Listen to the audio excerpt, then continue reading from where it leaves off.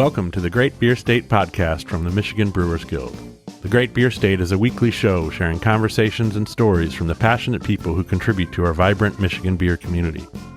It is made up of a mix between full-length archived interviews from the Guild's first documentary book project, A Rising Tide, Stories from the Michigan Brewers Guild, and conversations recorded in the here and now. Each episode is kicked off with a conversational update from host Scott Graham, Executive Director of the Guild, and the beervangelist Fred Biltman, author of A Rising Tide. Here's Scott and Fred.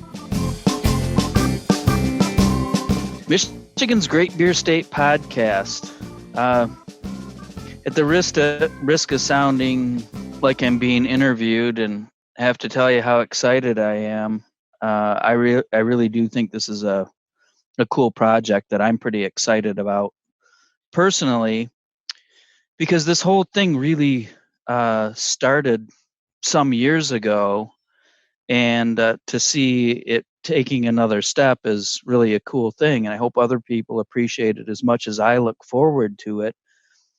But we were talking, you and I, myself and other individuals, the Brewers Guild Board of Directors, about the importance now that we're more than 20 years down the road with our beer community and the Michigan Brewers Guild and what we're doing. And we've seen lots of breweries open, especially in the last 7, 8, 10 years, about sharing some kind of sense of history and where we've been and what got us to this point. And I've also long wanted to be recording some of the stories from the history of the Guild, whether it's an individual, a brewery, or whatever. Not necessarily the Guild, but the whole history of the industry, from going to really only having a couple breweries in the state to having more than 300. So this is kind of the next step in that. And when you and I started working on the project to document some of the history for our members, which turned into the A Rising Tide, you embarked on this project of, hey, I'm going to go out and talk to some people, capture some stories, and then I'll collect it into a bound volume. And I really thought that was going to be something like one of our festival programs, a 16-page saddle-stitched paper kind of pamphlet. And it turned out to be a book. And the whole intention initially was to have a documentary type. It was intended to be entertaining, but it was mostly trying to tell us a story for our own selves, our own audience. And I think when we got done, we said, wow, this is really cool. And I think other people will be interested in it, and it has some strength to move on and be its own thing. And now we're kind of taking the next step and saying, we really do want to share this really cool content with people in general. And I think first of our enthusiast membership, some of our most dedicated, vocal, loyal, cool folks who have been part of the industry for, whether it's a long time or a little time, they're a really important part. But I'm hopeful that they'll find it really engaging. But I think it's just interesting stories for anybody that might be curious about beer or how somebody started a business, and really listening to some of the interviews that were recorded. There's just so much there that you would never know otherwise. And probably a lot of them would never get written down otherwise. So the way this kind of phase 2 that is Michigan's Great Beer State podcast started was us looking at what's going on with the COVID-19 virus, its heavy impact on everybody, including Michigan breweries and the Michigan beer industry. And we're having some internal thoughts about what does it mean to the Michigan Brewers Guild? Can the Michigan Brewers Guild survive this? Festivals are in question. Gatherings are in question. And I really do want to stay focused on the fact that, the Guild can exist or not exist, but if our members aren't existing, there's no point in the Brewers Guild. So we're very much about our members. And we were having the conversation, the very real conversation of, if festivals don't happen, what does that do to the Brewers Guild's income, its ability to do its work, focus on its mission? How does it need to to exist, constrict? What does it need to do to look at things differently and move forward? And one of the things that I'm really committed to is not kind of sitting back and sucking our collective thumb and watching things wither, but really taking it as an opportunity to say, what should we be doing and what can we be doing that would contribute or be helpful? And hopefully in some small way, this helps our brewery members and the greater beer community. But it really led us to this point of saying, no, I think we need to actually engage and do something and not sit back and see how much, every possible way that we can save money. But, while doing that sensibly, look at ways that we can be doing something that's engaging. And this is what we're doing. It's one of the things that we're doing, but I really think that it's a great opportunity that has come out of all these challenges. And I look forward to looking back on it and looking forward to more of it. Yeah. So it's interesting too to hear your perspective on that, and it wakes up the conversations around the project that became a Rising Tide, because even, both of us have been around the guild since the beginning, so we have our a natural sense of memory, and we understand it at all its different stages and growth. And even with that sort of proximity and familiarity, when I started the project, and from there to maybe a third of the way in, or not even, when I started writing the list of who we should talk to, it gave me it refreshed this sense of like, man, this is impossible to do small. Like, if I talk to these 10, I want to talk to those 10, like trying to whittle down a list of the interesting people that had influence or valuable perspective on the path of the Michigan Brewers Guild. It just quickly was 30 some people, and I felt like I was missing another 30 that should have been in there. And so when you're looking at a writing project and an interview project, that all of a sudden takes on a certain amount of logistics and a certain amount of material that you're receiving. So that was one thing that I remember at the very beginning. I thought, you and I have talked for years about documenting the stories of the guild for different reasons, and kind of capturing some history for later, or stuff that's already happened. And just the broadness of that really came into view. And then the second wave of that was in editing the project, right? So you were already saying that it sort of went from booklet to book. And having gone through all the interviews and recorded them for transcription purposes, I was also like, yeah, we wrote a book, and yet there are some interviews that I took 3 sentences from. There's all this other story that lived in those conversations, that there's so much that didn't make the book. So I just kept having this back and forth between, how do you focus the lens, tell something that's precise and readable, and makes the points that you want to make, and then also find a way to share that longer form, more casual approach to these stories, like you said, things that wouldn't be heard otherwise. And that's where my love of recording interviews and sharing it via podcast form kept kind of tapping on the window, saying,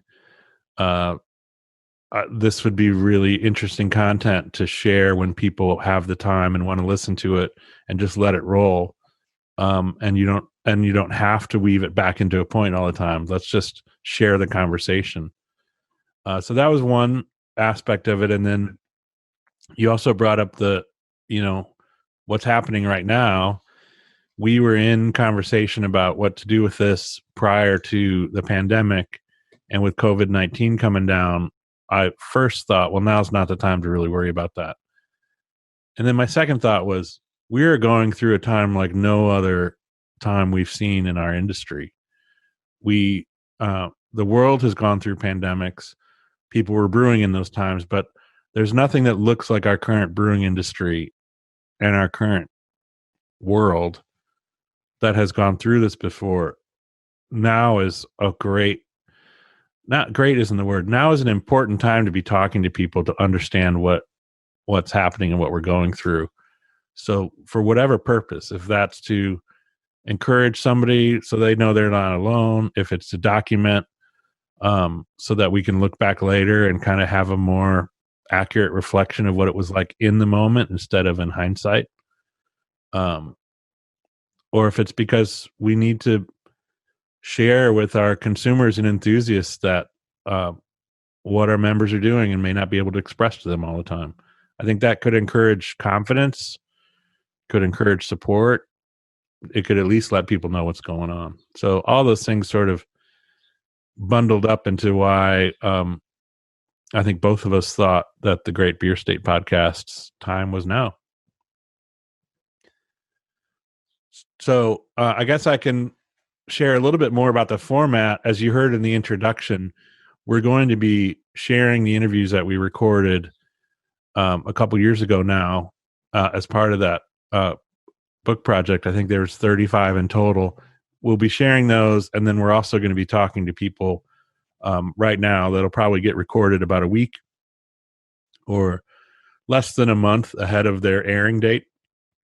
So you're going to hear perspectives from sort of two different time periods, and we're going to work on having a really good mix of people, different types of breweries from different parts of the state with different perspectives, and we're just going to share their story. I think you will hear about what's going on now from the current ones, but we're also going to talk to them about their background, how their breweries came to be, and what's what the rootstock looks like and their path to existence, and then also how they're moving through this current climate, and what their beers are about. So we want it to be it's not just a news show. We're not going to just talk about current topics and reopening and what this is all meant to their business. We're also just want to get to know them and their businesses better. So I think that's going to be the mix of things, and I'm glad to get it started. So thanks, Scott, for support and for joining me here in the host chair. The other part is that each week, whether it's an archived interview or whether it's a present day interview, Scott and I are going to kind of kick it off with an introduction, so we can stay in touch and start each episode with a little familiarity. So thanks for joining the effort, Scott. Really appreciate it. Yeah, I'm very much looking forward to it. Awesome. So let's head over to you then. Oh, and one more thing is that episode 1 here, this launch episode, is just going to be you and me. We're not going to feature another interview. We're going to start that with episode 2. So this week is really you're both host and interview guest, because we thought it a good chance to have that conversation we just did about what the podcast is about, but also what's going on in the greater Michigan brewing community, what's going on with the guild as it relates to there seems to have been there's updates every other day sometimes about what's happening in the state and how it affects breweries. So maybe you can start with just a little overview of what the last month has been like for you and the guild, and what people should know. Well, it has certainly been a time of unexpected uncertainty. There's so much uncertainty and so many unknowns. And it literally, I guess it didn't come out of nowhere, but it came on really suddenly and unexpectedly. And I think, for me, I kind of went from now wait, what are you saying? Are you kidding me? To taking it very seriously, and just a couple of a few dramatic steps. It's pretty weighty and unusual, and again sudden and dramatic. So I don't have a formal survey of all of our brewery members. I don't think they'd all have time or ambition to respond if we did that. But I have been talking to a lot of them, and I've been getting stories, as other folks talk to breweries, you share stories.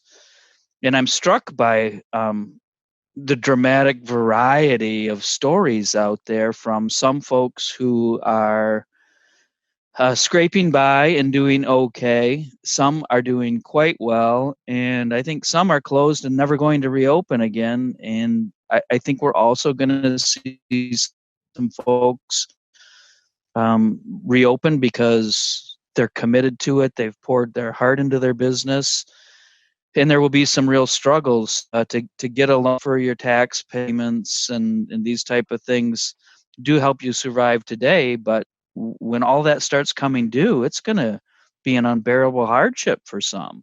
Now, of course, on the bright side of things, people got into, decided to open their brewery not because they thought they were going to make a lot of money, but because they were really passionate about it, and wanted to do something they were passionate about. So, of course, we see all kinds of creativity at breweries. We always have their very unique, individual, connected places with their local communities.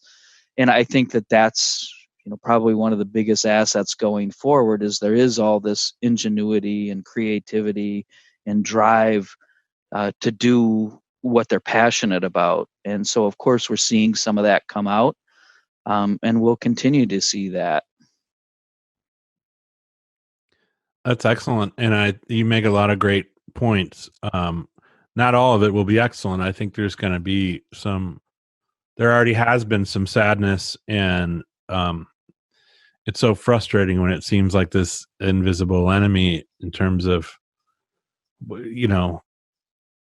whether it's just such an unusual circumstance that I think that can be frustrating to not have somebody to blame or something. And on the other hand, there's some release in saying there's going to be breweries negatively affected by this that did no wrong, other than being wrong time, wrong place, maybe the wrong part of their arc in terms of where they were financially or who knows what. But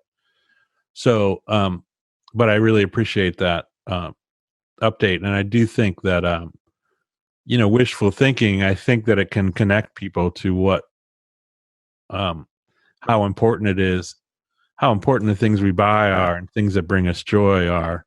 And those connections with makers, I think, as you know, has long been a pursuit of mine. And I think, these hard times can wake up that priority for people. And that may be a really interesting shift coming through this on the other side.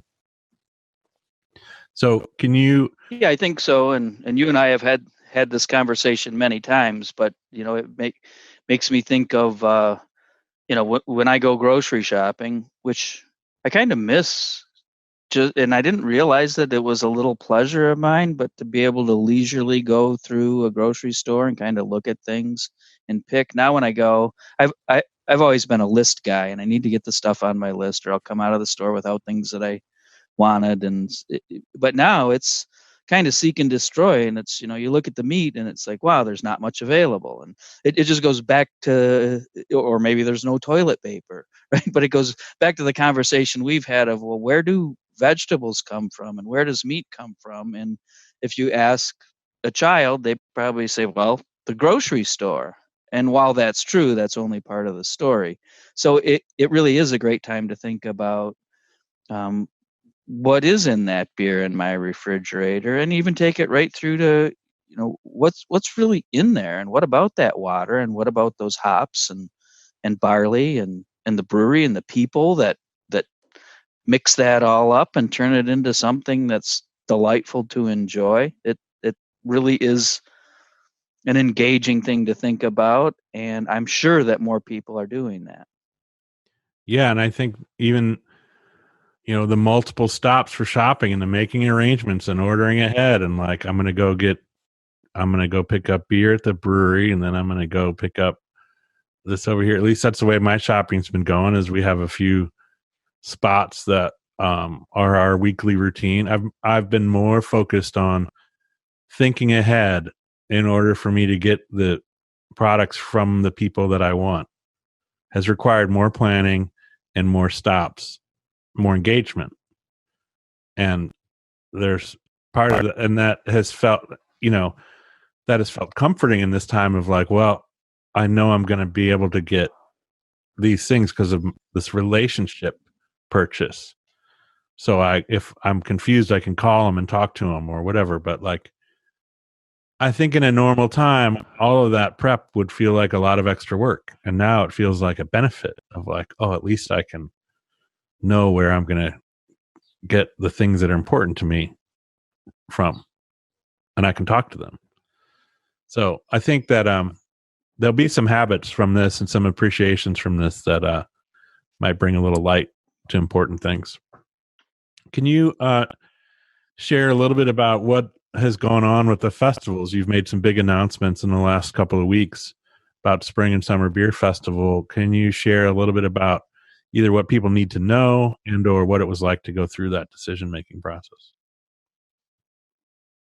Again, it was kind of an unexpected roller coaster. This was an interesting year because we announced a new festival in our lineup, a fifth festival, which is the Spring Beer Festival. I still get hung up and want to call it the Spring Fall Beer Festival. We have the Detroit Fall Beer Festival, the UP Fall Beer Festival, and I've always had this tick where I call it the Spring Fall Beer Festival. But it's the Spring Beer Festival in Traverse City, which really geographically made a ton of sense, having festival in Marquette, near Grand Rapids, Detroit, Ypsilanti. The northern part of the Lower Peninsula is a great beer community, fun community in general, and it made a lot of sense. So we were excited to have a partner there with the ballpark, the Pit Spitters, and what is now Turtle Creek Stadium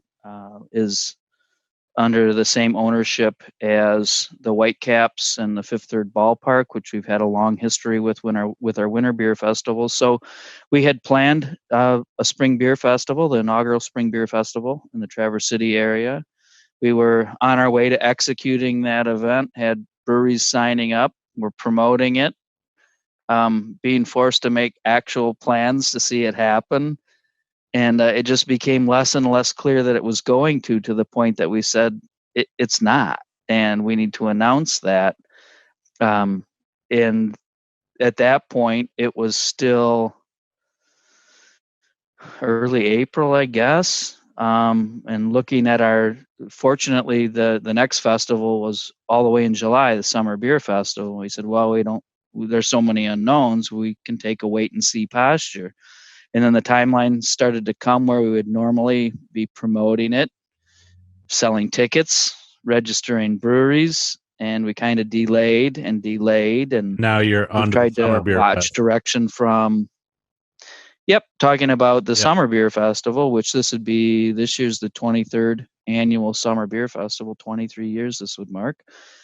And it's just really hard to know. Made contact with some folks in Ypsilanti where the event's held. And of course, the local health department or local officials can't give you any more information than you can imagine. And, looking at the executive office of the governor and the direction they're giving and a reopening plan to try and look forward into what that might mean in June or July and imagine planning. And we really, I tried to take, and I'm still trying to take, a creative approach too, of saying, well, if we can't have a festival as we know it, maybe it's an opportunity to have it with a new twist or to incorporate different elements or have a different format. And of course, there are lots of ideas. We have to be able to do them in a way that's financially feasible. And, just like a brew pubs used to trying to maximize the people, at least on busy days, our festivals are busy, fun events. And to do the same exact thing with 20% of the attendance doesn't work from a financial perspective. Anyway, I'm digressing a little bit, but we were looking forward to the real logistics of being able to execute a festival with 6,000 or 7,000 people in a park. Yes, it's outside, but it's a lot of people, and they're close by each other's sides, and the other groups of friends. But part of it is being around a lot of other people. And as we watch things progress and develop, it just kind of every day it seemed less and less likely that we would be able to do the event And we continue to have conversations in light of new information, which is just really hard to look out a month or 2 months. And so we ultimately came to the decision that this was just there's so many unknowns and so much concern for people's safety and welfare, as well as, if we are open, is this a hardship on our brewery members that are struggling trying to get their business going? What's the balance between them wanting to go out? It's a lot of work for them. It costs them money. So it led us to the decision that we need to cancel the summer beer festival, and it really isn't a matter of postponing it and rescheduling it another time, because at this point we haven't made an announcement about any changes to the two festivals in the fall. And if you try and delay one festival with a busy schedule, it just starts to plow into the other ones and cause logistical problems. So we have canceled the 23rd annual Michigan Brewers Guild Summer Beer Festival at Riverside Park in Ypsilanti. It led us to that. And we've had pretty supportive feedback so far. I don't think it was a surprise to anybody, although it's certainly a disappointment to us all. But response has been pretty supportive to this point, is what you're saying. And it is, it is heavy in terms of being a long-time guild member and just understanding what the Summer Beer Festival is. It's our family reunion. It's the primary revenue driver. It's been a big connector in terms of bringing Michigan beer to the people's awareness. I just think that was the seed that the guild planted 23 years ago, and it's grown into really something remarkable. So seeing it get tabled has an emotional impact, I think, on a lot of us that are involved in it, and a lot of the fans. That I think people see that as this. What I saw in some of the social media stuff too is people sharing their stories of they met their spouse there, or this is where I first got turned on to this. Like, there was all this real connection, life stories of people saying, oh, this is how I relate. This is what the Summer Beer Festival means to me. It's remarkable, and those are positive experiences, but it means it's hard to see it get canceled. But glad to hear the response is good so far, and hope that continues. Yeah, I think in being thoughtful too, it's I can only imagine some of the emotions and reactions that it has evoked, because one of the things that I've noticed about being isolated and talking with other people who are, I'm okay being at home, and I work home based, although I'm used to traveling a lot more than not at all. But as I interact with others, it has really been striking that at different times, different emotions kind of bubble out that nobody really recognized were in there. But there are lots of emotions, and there's anxiety and sadness, and most people, I think, manage it really well most of the time. But it comes out in talking to people every now and then in unexpected ways, and myself included. Every now and then I'll reflect on something, or what I can do or can't do, or just think about somebody else that I just noticed is having a hard time today. And I'm sure that this has caused a lot of times I had to just stop and take a deep breath and think about it, because it was causing that in my own mind and memories. Yeah. And can you talk a little bit about the some stuff you shared with me while we were preparing for this and going through this process was comforting in a way, in terms of how the guild has prepped for contingency and doing this as many years as the organization has. It's not our first obstacle in terms of event planning. It's the first one of its kind, but we've been through weather challenges, and during the event, before the event, after the event, you had to cancel for flood. And so well, you don't have to necessarily go through all those examples, but can you talk about the contingency plans the guild has had and how what position you're in to weather 2020? Sure.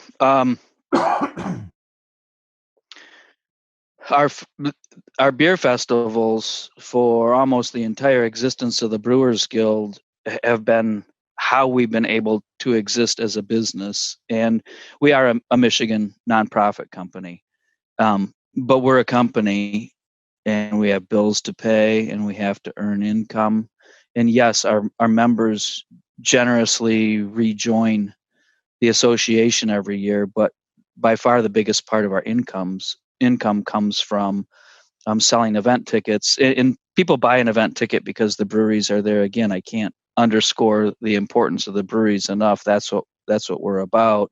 And folks who do like to come to our events and buy a ticket. But financially, um, it, it's really significant. Especially not to have the summer festival, to look at not having other festivals. But having said that, we realized years ago that any festival could be a financial disaster. And I don't want to not focus on the people's safety and well-being. There could be real personal disasters, but it could be any one of our events could be a financial disaster to the guild that could threaten its very existence and its ability to do anything. So years ago, we put in a policy to save money. We literally, in looking at event insurance, which is expensive and unpredictable, and it doesn't cover everything anyway, we started saving money, and we built up a contingency fund so that if something happened disastrous, and it's easy to imagine having two festivals have something disastrous happen where you lose all your income. So we've saved, and this isn't the disaster that we expected, but we're okay, at least in the short term, and are able to think about not just our existence and our future, but what we're doing today and be thoughtful about it, which has given us the ability to stop and be able to think about a project like the Great Beer State podcast, think about our members and other things. So it was discipline and foresight that I'm glad we had. Yeah, I think that's comforting to know. And I applaud the boards that helped make that happen, and your leadership as well, because it could very easily be a different situation when you start wiping off your entire revenue stream. Could you spend, I don't know how much detail you want to go into, but I'm wondering if you could talk to brewery members for a moment about COVID response and maybe, it's changing daily, and this won't necessarily be the forum to give detailed instructions, but could you talk a little bit about the perspective of looking forward and next steps, and what are the resources that brewery members should know about, or where they should be going for information and assistance in terms of figuring out next steps for support or reopening? Yeah, we right away when everybody was locked down and looking to kind of scramble resources and figure out what was going on and what you were going to do, what we were going to do. Um, I I felt bombarded by information, just overloaded, trying to keep up with what was coming at me and digest. Is it meaningful? Is it worth sharing? Do I need another email from the company that we buy checks from once a year telling me weekly what they're doing to Yeah. keep us safe? Not really. And I think everybody was going through some of that. Yeah. Um, Oh yeah. and there were The some COVID truly great email storm. resources. Mm-hmm. Yes, but some of the things are really significant. What about PPP loans and EIDL loans? Funny, language that we have today that we never did before. And you get the same thing coming from 6 different places, all credible, all doing their best to share. And so what we did early on is decide that we need to have one web page on our website that we can where we can place resources, links to resources, point people to. And then we started digesting the things and saying, hey, I don't think our membership needs us to forward everything we get that could be useful. But there are probably some people that are pretty aware that might miss something. And there are probably some people that, due to their family, their business, whatever, don't have the time. We've had kind of not on a regular schedule, but some weeks there was more than one email, some weeks there was one. There have probably been weeks that there has not been one, and they get kind of lengthy.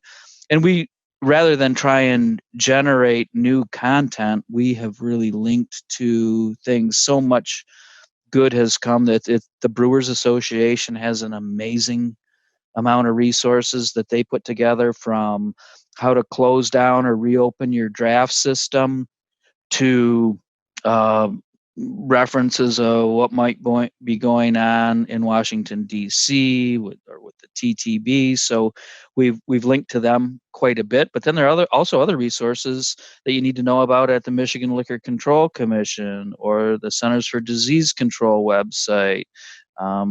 What's coming from the state government. So we've tried to thoughtfully assemble and share that without being overbearing. And I think it's been useful for our members.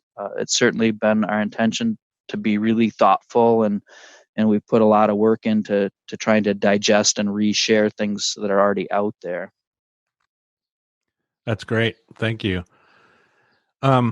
Looking towards the enthusiast slash, beer drinking fans, but I think specifically within the identified enthusiast members of the Brewers Guild, do you have thoughts or insights to share or messages for them in terms of anything, either how it's impacting them or how you could encourage them to make connections and move forward?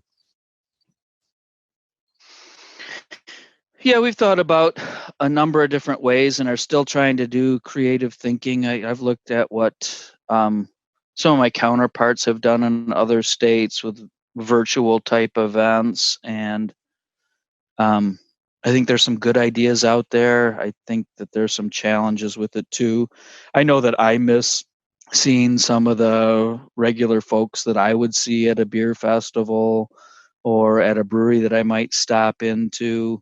And I've grown over the years to just really have an appreciation for our enthusiast members, and I don't know them all, but the ones I do, I find them to be a quirky and interesting bunch with just such diverse knowledge and interests that they're really enjoyable to be around. And I miss them, and I think about them, and they support us by joining and being members. And it does make me worry a little bit when we don't have a festival, and I think that's for me, that's one of the big reasons to go to the festival, is that early VIP hour. As a member, I get to get in an hour before the general public. It's not as busy. The brewers are just kind of getting set up. They're typically casually hanging around their table. They're easy to talk to, accessible.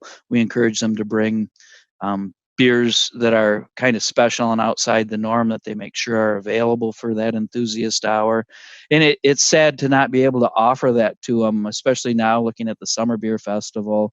So one thing that we did decide to do just recently was to extend all the memberships for 6 months out of appreciation for their support, and also to hope that they say that's a nice gesture, and if they're in the position to continue their membership when it does expire, to continue it. And we're certainly looking at other ways that we can engage with them and have some fun. We're re-looking at how we think about July as Michigan Beer Month. It's something we've celebrated for many years. We get a declaration from both the Michigan House and Senate to affirm it and recognize it as Michigan Beer Month. I don't think we've done an amazing job of promoting that over the years, so we're going to focus on that a little bit more this year and try and have some fun with it. Nice. Yeah, it brings up that I've noticed this with some businesses, brewery and otherwise, that when they shut down by order, and everybody's kind of, there's a sense of, there's a little loss of communication and conversation when their social media goes quiet, their business is quiet, and everybody's doing what they got to do to stay at home. And we all have additional responsibilities because of it. So there's nothing wrong with it. It's what needed to happen, but it is what I miss a lot, is that frequency and that conversation, even if it was not very specific. So I hear you. And I think that, I think everybody's kind of coming around to being able to handle this new situation a little better too. So I guess what it made me think of is that, um, reach out and say hello to your breweries, hit their social media, leave a message, make a post. Breweries do the same. I think that connection of, hey, we hear you, we see you, we're thinking about you, I think that goes a long way in these times. And in the first wave of this, we couldn't get to that. Now I think we can have some of that social conversation, even if it's from a distance. So this brings and I think if it makes sense for folks, I would take it.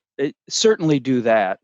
And if you want to buy a gift card or think about purchasing beer or takeout food, it means a lot to somebody whose business is struggling to have that little bit of income. And not everybody's in a position to do it, but I encourage everybody to think about that. Yeah, absolutely. So this brings us to what will generally be the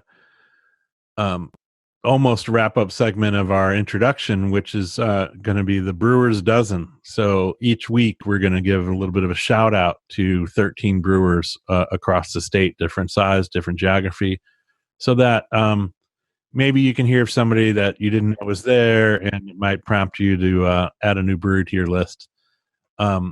And so this week, however, to start out, we thought we'd do that a little different. I guess it's the Brewers Half Dozen, because we thought we'd give a shout out to the board members, the 7 board members of the Michigan Brewers Guild, and their affiliated breweries.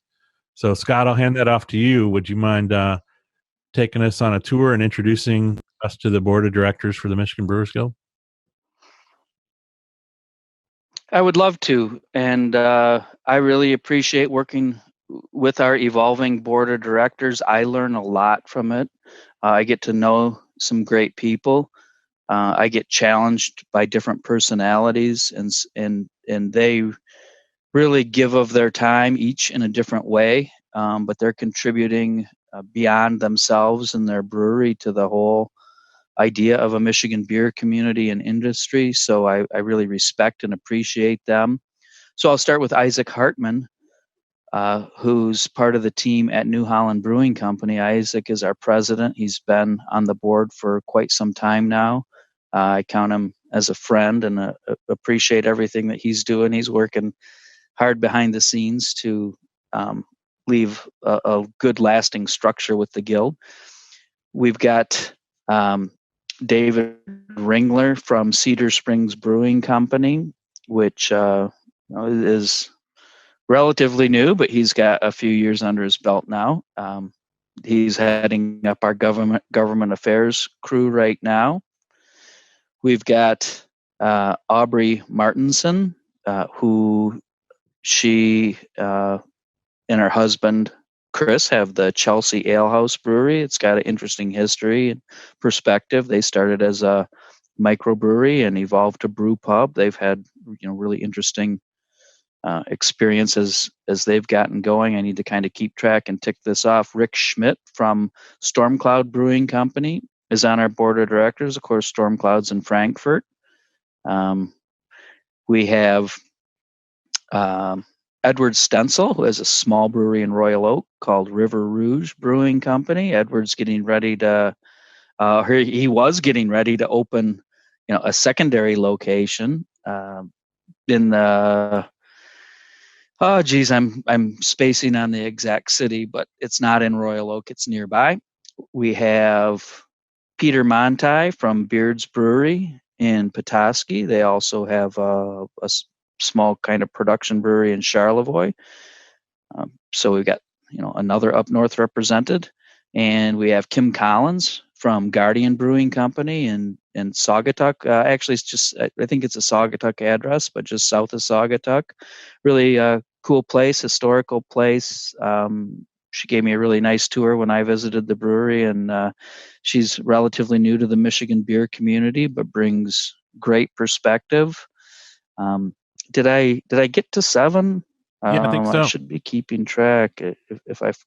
Okay, yeah. So anyway, hats off to our board of directors and cheers to them. Appreciate it.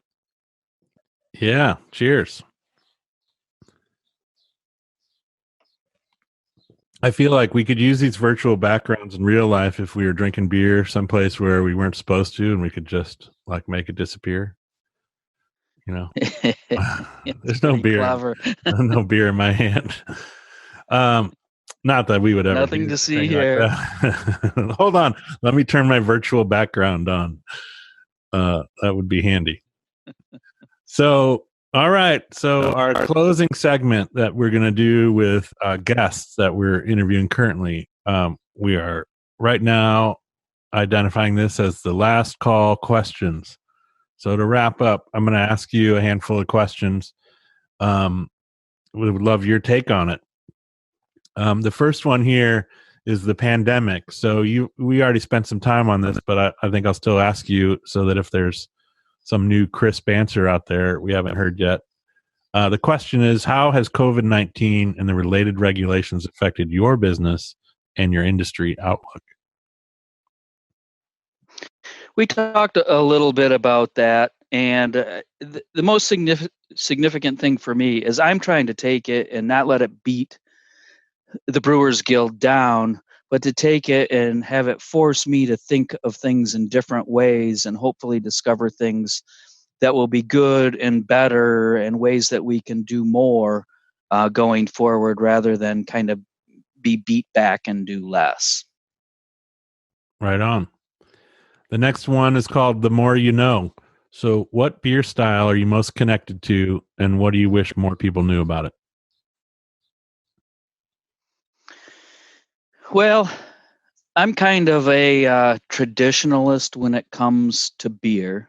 And while I have the cheap answer when somebody asks what's your favorite beer, I know this isn't the question. I say, a fresh, well-made beer that was made by a local brewery and that I'm drinking. So I don't have to point to anybody, and it's true. But I will confess that probably my favorite beer style is Pilsner, and I like traditional Pilsners, and there aren't a lot out there. There are more and more, but I just like the straightforward, no nonsense, refreshing qualities of that beer. Nice. So, your ideal home bar. What's your home bar setup like? And do you have any suggestions for people who are now spending more time serving and enjoying beer at home? This could be glassware type of My packaging. home, yeah. So my home bar is kind of lame. I don't get a lot of guests, so I don't do a lot of entertaining. Not because I don't want it. Probably it's more because I live in the sticks and I travel a lot. So I have different beers crammed into a refrigerator with too much food in it right now. Because I did just do some shopping and load it up. I have a crazy array of glassware because I've been given glasses for years. I've tried not to collect them, but I can't help but bring some home from time to time, whether it's from this event or that event. Some of them are old and interesting, and I have a philosophy about glassware that it's meant to be used, which means it will be broken and thrown away at some point. So you have to balance it being a collector's item that you're proud of to something that you actually use. Um, and people come over and we grab glasses and drink out of them. Sometimes we drink out of the can. I suppose my ideal setup would be to have a nice little draft system, and keep a 6 barrel or 2 on tap and keep it cleaned. But I'll confess I have not put the energy and work into that, and I don't have it. Who knew that the ideal home bar would be the confessional question and answer of them all? Love and hate. What current trends do you love or hate? And well, when we ask this to brewery people, we're going to ask how they're reflected in their brewery. So you can just focus on what current beer trends do you love or hate? Well, I'll throw out a disclaimer in hopes of not annoying or pissing anybody off. Yeah, That I careful. think everybody is perfectly entitled to drink whatever beer they like, and I encourage that, even if it's a regular lighter beer with ice cubes in it. That's okay. Just make it from a local brewery. But kind of love and hate goes back to the same question. I'm a traditional beer guy, and I like straightforward traditional flavors. I enjoy tasting beers with off flavors. What, not off flavors, that's the wrong thing to say, but beers that have flavors that come from crazy yeast or for crazy fermentations or unusual ingredients. They're not for me. And quite often I'll drink one of those beers that has non-traditional, unusual ingredients, and I go, why would you put that in a beer? Hot peppers are one thing for me. I love hot peppers. And I like them on my nachos and my food, and I like to have beer with it, but I don't want them in my beer. Other people do. So I love straightforward beers, and it leads me right back to traditional German lagers. It doesn't mean I don't. I love hoppy beers. I do. But that's my love and hate, I guess. Nice. So, what was your first drink? Either what, where? Yeah, I don't have an exact memory of it, but I know it was sneaking beers out of a friend's garage whose parents, neither of my parents drank beer as a habit, but I had friends' parents who did, and we would get what we could get. And again, I don't have a specific memory, but I'm sure there was Stroh's and Old Milwaukee involved in those refrigerator pillages. Oh yeah. I do have one distinct memory, actually, of homemade wine. And we were kids; we couldn't drive. I'm thankful my daughter doesn't have the same habits I did when I was younger than her. But we siphoned off some homemade wine out of a friend's dad's stash in the basement. Of course, he knew. I don't recall ever being busted on it. But it's wintertime. It's the middle of January or something, and so we haul ass outside. He's got this bottle tucked in his shirt, and we're cruising down the road, jogging to get. I don't know where we were going, and there must have been some carbonation in there or something. It winds up blowing the cork out of the bottle, blasts him in the chin, and he's what? Did you throw a rock at me or what? So, but we drank that homebrew wine because we could. What about worst drink? You might have just landed on that. Worst drink. It might have been the same thing. Yeah. Again, it's probably some crazy. Why did you put that in the beer? I know you can, but that doesn't mean you should type of experience. Nothing specific coming to mind though. All right. Last question in the last call round is who is your bucket list drinking companion? Somebody you haven't had a beer with, but you'd love to. Well, I'm going to take a cheap out on this one and just say it right now. It's really just everybody that goes to our beer festivals. I want to get back together with people and have a beer. I miss the general community, and I'm sure I'm going to miss it more before everything's over. So it's you if you're listening. Yeah, very good answer. All right. Well, thanks, Scott, for spending the time here on our episode 1 of Michigan's Great Beer State podcast.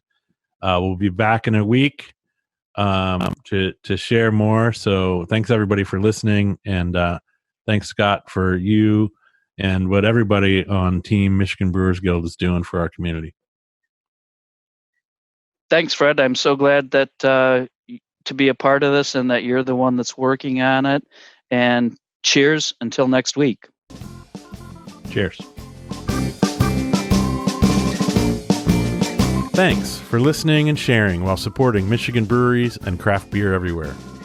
The Michigan Brewers Guild was formed in 1997 with its first summer beer festival taking place in July of 1998. Its now 5 annual festivals are dedicated exclusively to Michigan beer brewed by more than 270 member breweries. The Michigan Brewers Guild exists to promote and protect the passionate Michigan beer industry in every way possible. To learn more, visit us at mibeer.com or say hello on one of our social media pages, as we love hearing from you. From coast to coast, from far and near, let's drink Michigan beer.